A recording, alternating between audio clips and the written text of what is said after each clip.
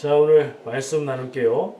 오늘 함께 나눌 본문 말씀은 빌립보서 3장 8절 그리고 베드로후서 3장 18절 두 군데의 말씀입니다. 빌립보서 3장 8절 말씀 같이 공독합니다.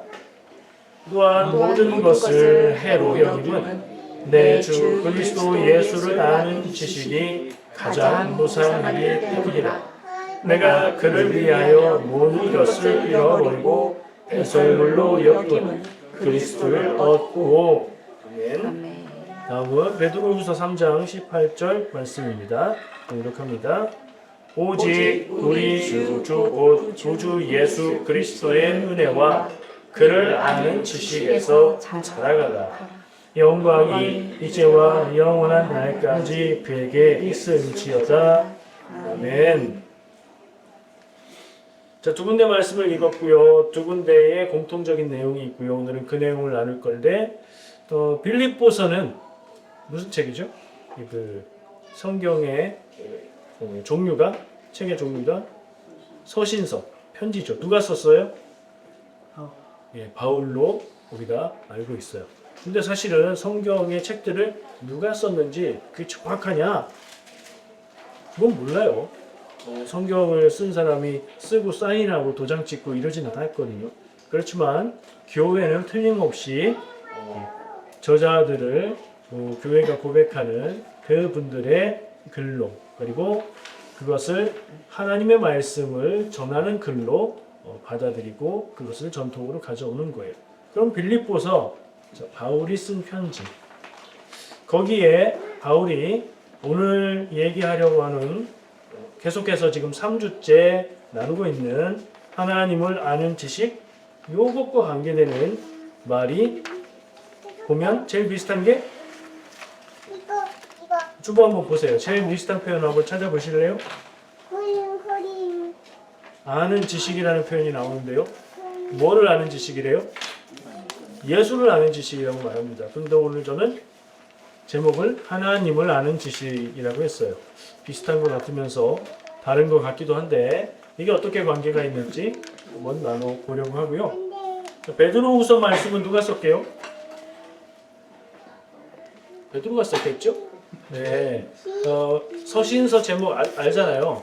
받는 교회 이름을 쓰든가 받는 사람의 이름으로 제목이 되든가 써서 보낸 사람의 이름으로 제목이 달리든가. 베드로 전서 후서는 베드로가 썼다. 바울이 쓴 말씀에서도 예수를 아는 지식이라는 표현이 나오는데 베드로는 무엇을 비슷하게 썼냐?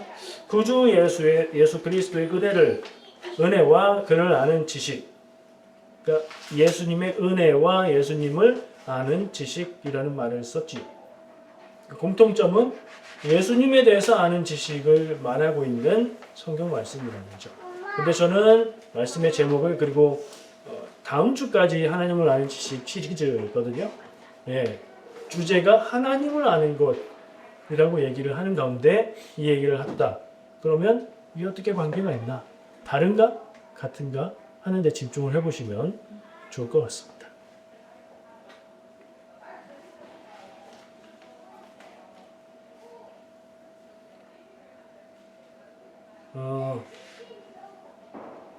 지난 2주 동안 우리는 구약 성경이 전하는 하나님을 아는 것에 대해서 얘기를 했었죠. 기억나세요? 구약 성경에서 히브리어로 안다라는 단어를 뭐라고 설명을 했었죠? 야다. 안다 비슷하는 야다. 그 야다는 의미가 좀 여러 개가 있는데 제가 보기에 공통점은 그냥 단순히 아는 게 아니라 자세히 알고 깊이 알고 경험해서 아는 그런 알을 이야기한다 이렇게 볼 수 있어요. 그런 알므로 하나님을 아는 것에 대해서 나눴었죠. 오늘 세 번째는 구약 성경이 아니라 신약 성경의 말씀들을 가지고 하나님을 아는 지식을 얘기하는데 예수님을 아는 지식이라는 표현이 있는 글들을 보고 있는 거죠. 하나님을 아는 것은 지난 2주 나눈 것들을 생각해 보면 정보를 아는 게 아니에요. 하나님에 대해서 아는 게 아니에요. 하나님에 관해서 많은 말을 할 수 있고 많은 지식을 갖고 있는 게 하나님을 아는 것이 아니란 얘기죠.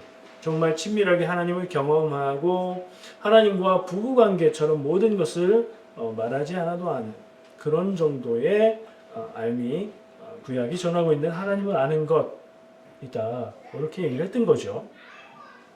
근데 신약 성경은 야다라는 히브리어를 안 썼겠죠. 왜죠? 신약 성경은 무슨 언어로 썼는데? 헬라어로 썼으니까. 언어가 바뀌었잖아요. 시대가 바뀌고 주로 쓰는 언어가 바뀌고 그 내용을 전파하기 위해서 사람들이 많이 사용하는 언어로 기록이 됐다는 거죠. 지금식으로 따지면 전 세계 사람들이 자기 언어와 영어를 그냥 아니까 영어로 썼다.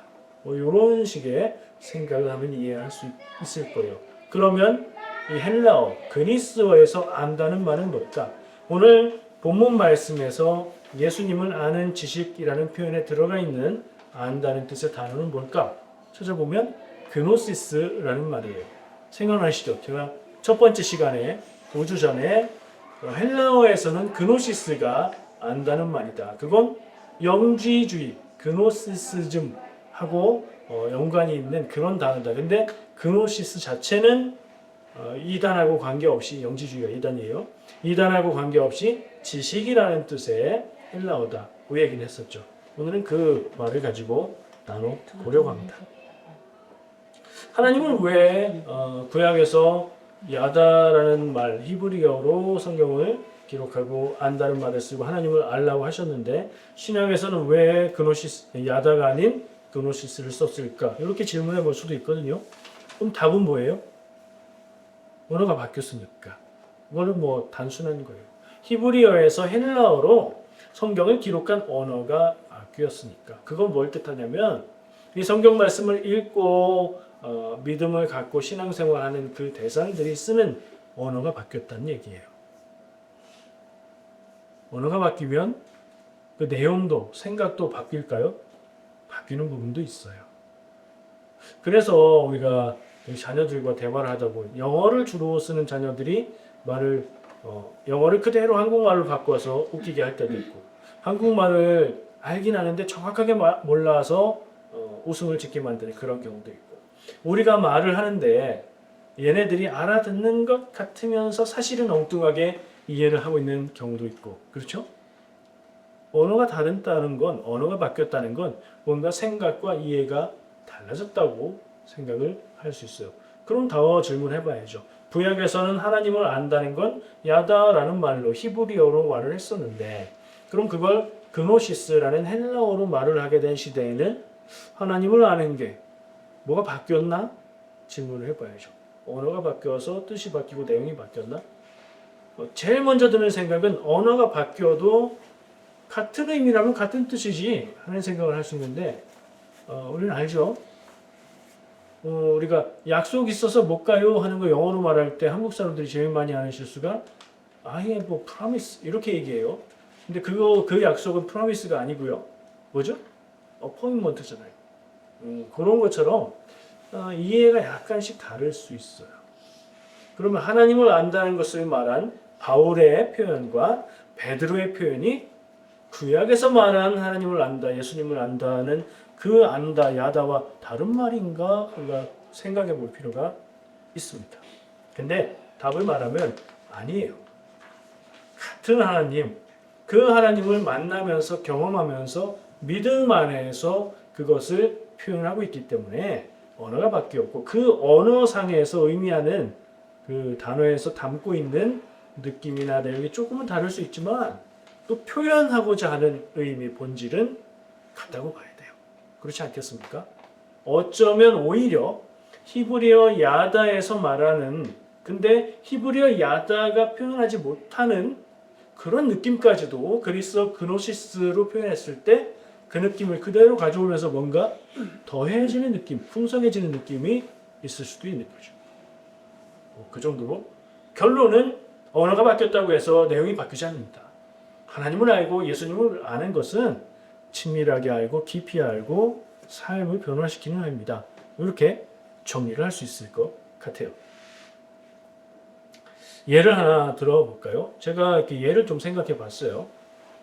여러분 교회에서 제일 많이 쓰는 단어가 뭘까요?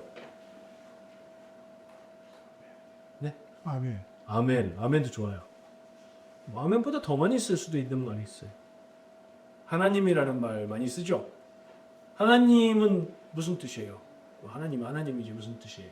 영어로는요. God이죠. 그러면 하나님이라는 우리말의 단어는 영어에서 말하는 God이라는 단어하고 완전히 의미가 같을까요? 그건 쓰는 사람마다 달라요.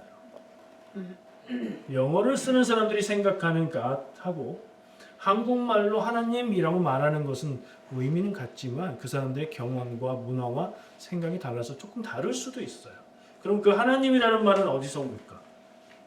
제가 아는 게 있거든요. 여러분들은 제일 먼저 떠오르시는 게 뭐예요? 하나님은 왜 하나님이에요? 유일하신 한 분 하나님. 이렇게 해서 한 분이신 분은 높임말 붙여서 님. 그러니까 하나, 숫자 하나, 님. 하나님은 유일하신 분이다.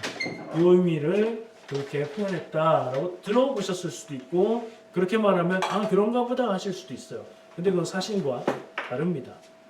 원래 사실은 한글의 변천사를 연구하는 그리고 한글이 표준어 어법이 정의될 때에 그때 성경이 번역돼서 초기 번역 성경은 한글 연구에도 굉장히 중요한 자료거든요.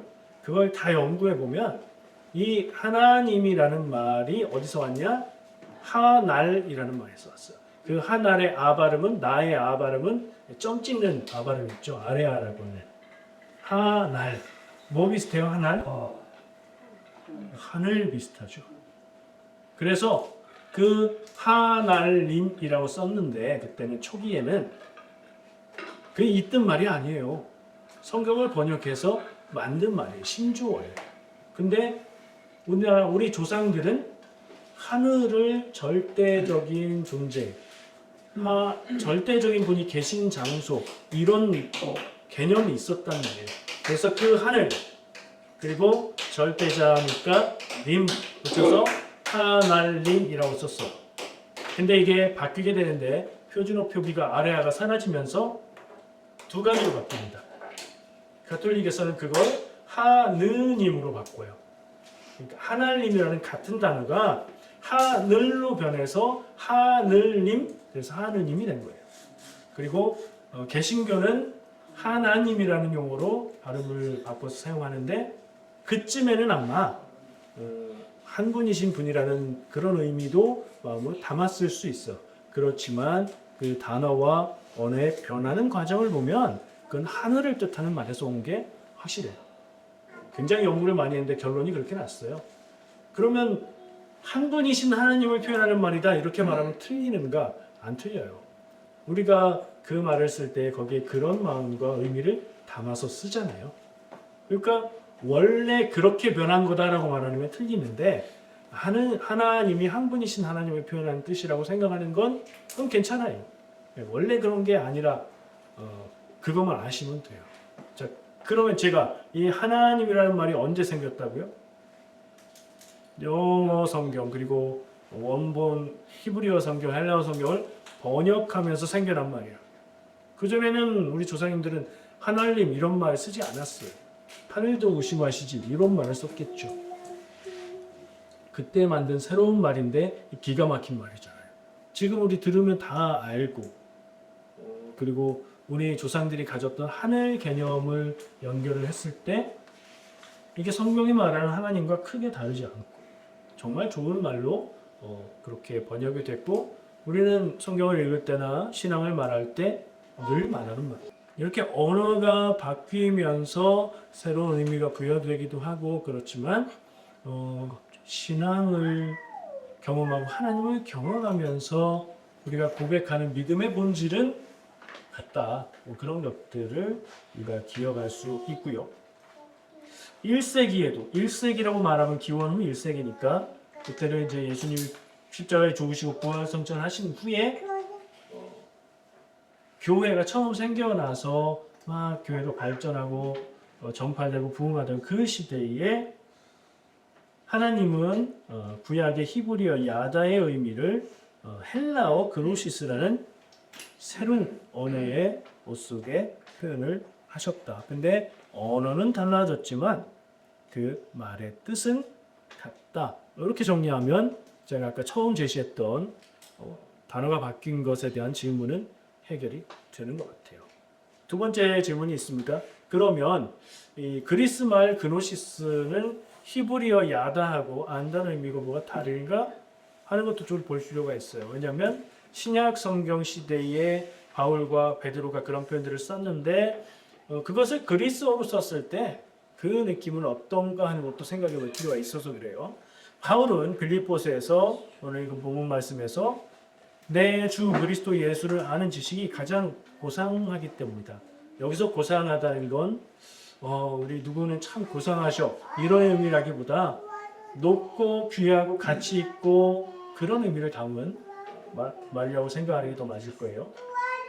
그리스도 예수를 아는 지식, 자, 요게 그노시스라고 말할 수 있고 그것이 가장 고상하기 때문에 바울은 뭐라고 얘기하죠? 이어서 세상의 모든 것들, 그 외의 다른 것들을 배설물로 여긴다. 이렇게 말하죠. 여기서 아는 지식이 그노시스고요. 바울이 이런 말을 했는데 우리가 알기로 바울은 구약의 율법에 대해서도 정통하게 알고 있는 사람이었어요. 바리새인이잖아요. 바리새인은 율법을 중요하게 여기고 그것을 연구하고 암송하고 지키고 이걸 목숨처럼 여기는 사람들이었어요. 그러니까 바울은 성경을 잘 알았어요. 히브리어도 알았을 거예요. 근데 그 시대가 어떤 시대예요? 헬라어가 그 당시 로마 시대인데 로마의 문자는 라틴어지만 일상생활에서는 헬라어, 그리스의 말을 쓰던 시대예요. 그러니까 그리스어도 알았겠죠. 그리고 그리스의 철학들이 이 이스라엘 사람들, 유대인들에게도 전해져서 그것도 공부하고 그러던 시대예요. 바울은 그리스 철학도 알았습니다. 그래서 전도를 갔을 때 그리스 지역에 가서 너희들이 알지 못하는 신에게라고 써놓고 경배하는데 그게 하나님이다. 이렇게 얘기하기도 하죠. 그러니까 국제적인 감각도 있고 지식도 출중하고 그랬던 사람, 그런 바울이었는데 율법과 전통과 학문도 다 알았던 바울이었는데 아까 말한 대로 예수 그리스도를 아는 지식 말고는 배설물로 여긴다. 그건 아주 좋게 말해봐야 두 번째, 세 번째다. 이런 표현으로 생각할 수 있고 배설물은 쓰레기보다 더 가치 없는 게 배설물이잖아요. 그렇게 생각할 수도 있고. 그러니까 그게 더럽다, 안 좋다가 강조가 아니라 예수님을 아는 지식이 가장 좋다는 걸 강조하고 있는 말이죠. 그러니까 모든 것을 다 공부하고 그 당시에 대단한 학자라고 말할 수 있는 바울의 수준에서 예수님을 아는 지식이 가장 중요하고 귀하다라고 고백하고 있는 말씀이라는 거죠. 왜 그렇게 여겼을까? 그 변화가 언제 있었을까? 바울은 변했거든요. 처음에는 교회를 박해하는 사람이었다가 예수님을 전하는 사람으로 변했죠. 180도. 어떻게 변했죠? 무슨 계기로? 예수님을 만났어요. 예수님을 만나서 그렇게 변한 거예요. 예수님을 만나기 전에는 바리새인의 전통이 중요했고 세련된 국제적인 학문과 감각이 중요했었는데 예수님을 만나고서 예수님을 아는 지식 외에는 다 필요 없다라고 말하는 사람이 됐다는 거죠. 다메섹으로 가는 길에서 부활하신 예수님을 만났고 평생 복음을 전하며 고난과 은혜 속에서 예수님과 동행했다. 이렇게 말할 수 있겠죠. 그 여기서 말한 하나님을 안다는 말, 야다가 굉장히 아주 친밀하고 깊이 아는 관계, 부부 관계처럼 말하지 않아도 아는 그런 아는 것이라고 말하는 의미 같은 거예요. 헬라어를 사용했지만 그 안에는 바울이 평생도록 함께했고 그리고 인도했고 경험했던 예수님을 아는 지식을 말하고 있는 것을 우리는 알 수 있습니다. 헬라어를 사용했지만 그 안에 담긴 의미는 구약의 야다와 다르지 않다. 아까 첫 번째 질문에서 내렸던 결론과 같네요. 질문이 또 있습니다. 하나님을 아는 지식이라는 제목을 제가 붙였는데요. 그리고 이 신약에서는 예수를 아는 지식이라는 표현을 더 중요하게 얘기를 하고 있는 것 같은데 그 부분 한번 나눠보려고 합니다. 신약은 구약보다 더 확실하게 말하고 있는데 구약은 여호와를 알라라고 말했다면 신약은 예수 그리스도를 통해서 하나님을 알라고 말하고 있는 것을 우리는 알 수 있습니다. 성경이 다른 무엇을 통해서 하나님을 보고 깨달아라라고 말하고 있나요? 그렇지 않습니다. 예수님을 통해서 하나님을 보고 예수를 본 것이 예수님이 스스로 나를 본 것이 하나님을 본 것이다. 이렇게 말씀하시죠. 신약을 우리가 가만히 생각해보고 복음서와 서신서들의 핵심 주제를 떠올려 보면 신약 성경이 말하고 있는 하나님은 예수님이다는 것을 우리 알 수 있습니다. 그게 맞는 건가 질문해 볼 수 있어요. 우리가 개념 정리를 한번 할 필요가 있습니다. 왜냐하면 우리가 기도할 때나 교회에서 대화할 때나 하나님이라고 했다가 예수님이라고 했다가 주님이라고 했다가 이 용어들이 교대로 랜덤으로 막 섞여 있죠. 근데 하나님은 하나님이고 성부 하나님이고 예수님은 성자 하나님이고 성령님도 있고 이게 뭐죠? 성부 성자 성령 삼위일체죠. 그게 기독교가 말하고 있는 하나님의 모습인데 그럼 그 관계 속에서 기독교 그리고 이 성경을 근거로 하고 있는 우리의 믿음은 하나님이 무엇인가? 성부 하나님과 성자 예수님을 따로 생각하고 구분하는 것인가? 예수님이 곧 하나님이신가? 이건 한번 질문하고 정리할 필요가 있어요. 어느 쪽이에요? 하나님이랬다, 예수님이랬다, 주님이랬다 그래도 괜찮나요? 조금 이상하고 혼란스럽긴 한데 큰 문제는 없죠? 똑같아요. 기독교는 예수님이 하나님인 종교예요. 내가 기독교인이다 라고 말하면서 예수님은 하나님의 아들이고 사람으로 대단한 분이지 이렇게 얘기하면 뭐 인정을 해주겠지만 이단 사상이에요. 이렇게 얘기합니다. 하나님은 하나님이시고 예수님은 사람이고 하나님이고 이렇게 돼야 그 안에 그 설명의 틀 안에 맞아 들어가야 교회의 전통 위에 서 있는 거예요. 개인적으로 예수님을 좀 인간적인 눈으로 훌륭한 사람으로 인격자로 보면 그건 나쁜 거냐? 나쁜 거라는 얘기가 아니고 그렇게 얘기하면 그렇게 주장하면 이단이 된다는 얘기예요. 조금 다른 얘기인 거죠.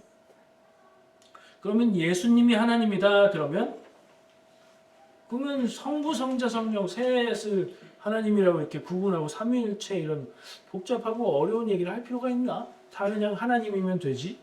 이럴 수 있죠. 그것도 이다. 삼위일체 교리가 초반에 그렇게 정립이 되어 있기 때문에 그 틀 안에서 얘기하는 게 교회 전통 안에 있는 거예요.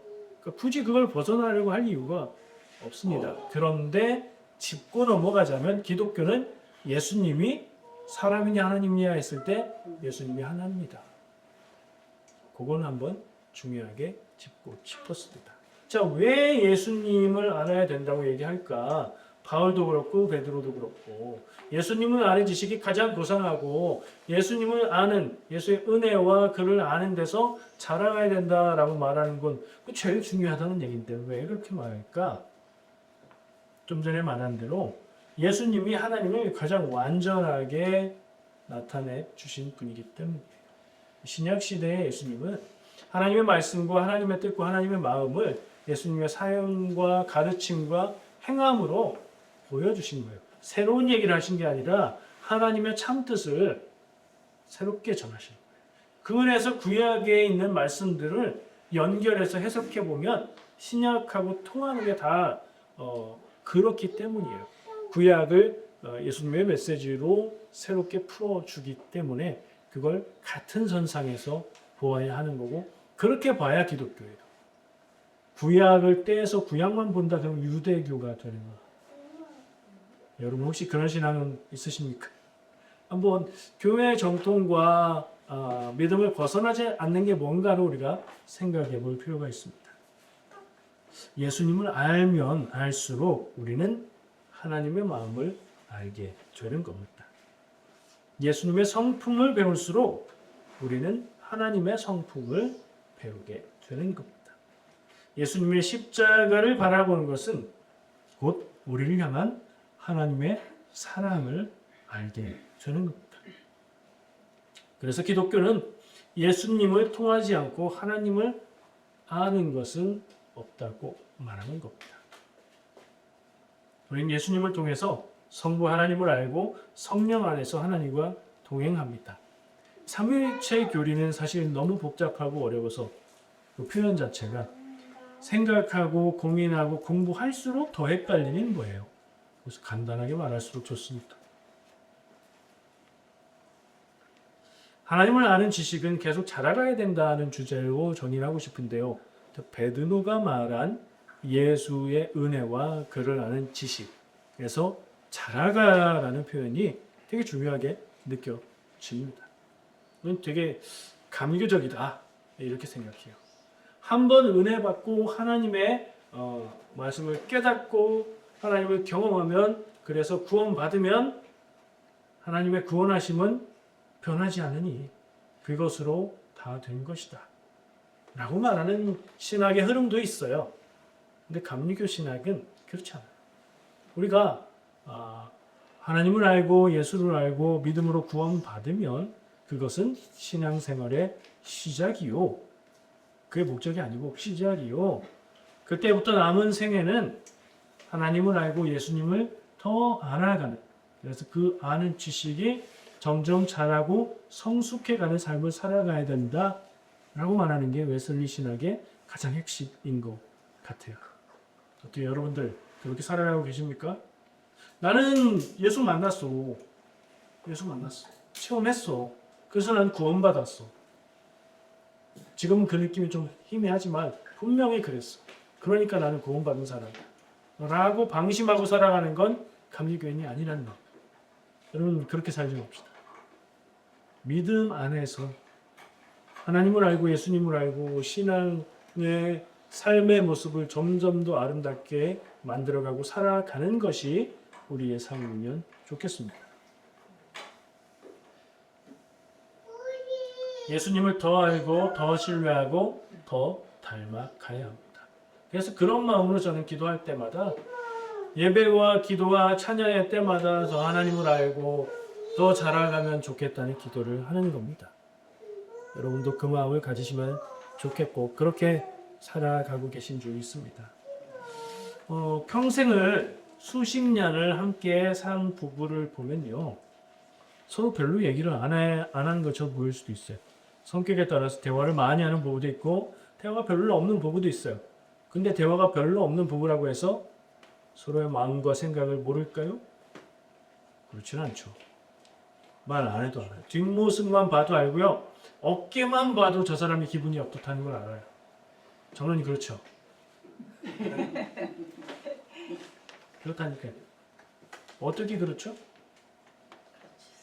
처음에 너무 사랑해서 같이 살고 싶어서 결혼할 때 그때 그만큼 알았나요? 좋아한다는 것만 알았죠. 사랑한다는 것만 알았고 저 사람 없으면 난 못 살겠다는 것만 알았죠. 그 사람의 마음 깊은 곳, 생각, 자기 스스로도 모르는 그런 마음까지 알 수는 없어요. 신혼 때는 그런 거 몰라요. 그래서 싸우는 거예요. 말만 가지고 판단을 하니까. 근데 살아가면 살아갈수록 어떻습니까? 싫다고 말해도 저게 싫다는 게 아닌 걸 알고, 좋다고 해도 저게 좋다는 게 아닌 걸 아는 거죠. 살아간 세월이 그걸 알게 해줘. 이게 어쩌면 하나님을 아는 지식, 하나님을 아는 것에 대한 가장 쉬운 비유일지도 모르겠어요. 그리고 오늘 베드로가 말한 대로 세월과 함께, 시간과 함께, 경험과 함께 그 알미 더 성장하고 성숙해 가는 것을 설명해주는 그런 좋은 비유도 되는 것 같아요. 신앙도 그렇다.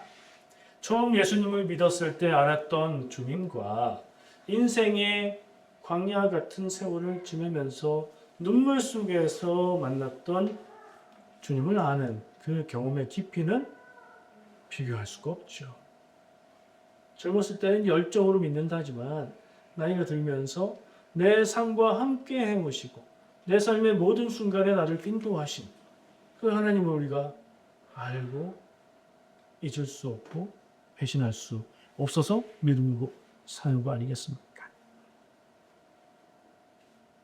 베드로가 말한 그를 아는 지식에서 자라가라는 말씀은 예수님과 평생 동행하면서 그분의 삶과 인격을 닮아가는 것을 얘기합니다. 아까 부부 얘기했는데 부부는 사랑할수록 닮아간다 이런 얘기도 하지요. 그런가요? 왠지 그런 것 같아요. 말하는 게 비슷해지고요. 얘기할 때 표정이 비슷해지고요. 식성도 비슷해지는 것 같기도 하고 끝까지 안 비슷해지는 경우도 있겠죠. 그런데 처음보다는 점점 비슷해져 닮아가는 것 그것이 사랑이고 그것이 아는 것이지 않을까 하는 생각도 해보게 됩니다. 정리를 해볼게요. 구약은 하나님을 경험하고 하나님과 깊은 관계를 맺는 것을 야다라는 히브리어로 표현을 했습니다. 신약은 하나님을 예수 그리스도를 알아가는 것, 예수 그리스도를 통해서 하나님을 알아가는 것, 그것을 그노시스라는 헬라어 단어에 담아서 말을 했습니다. 언어는 바뀌었는데 그러나 하나님을 아는 본질은 변하지 않습니다.